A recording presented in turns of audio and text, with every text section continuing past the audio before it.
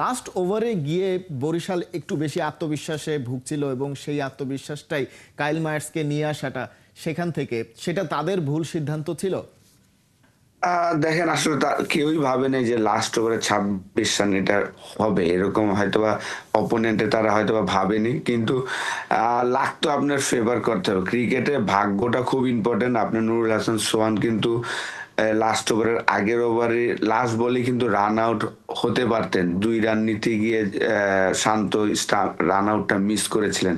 ওই জায়গায় একটা আমাদের ভাগ্য ছিল এবং যেহেতু মাঠটা অত বড় না 65 বা 62 চারোদিকে, তো এবং উইকেটটাও খুব চমৎকার।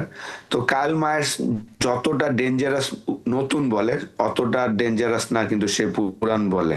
তো আমরা লাস্ট সিজন দেখেছি যে কাইল মায়ার্স কতটা ডেঞ্জারাস নতুন বলে। নকআউট স্টেজে ৩টা ম্যাচেই সে ৪ ওভার বল করে দিতেন, ১২, ১৩, ১৪ রান দিয়ে কিন্তু তার কোটাটা ফিনিশ করতেন। কিন্তু এই বিপিএলে দেখা যাচ্ছে যে বরিশাল তাকে হয়তোবা ইউজ করছেন না সেইভাবে, যে ৪ ওভার হয়তোবা নকআউটের জন্য রেখে দিয়েছেন।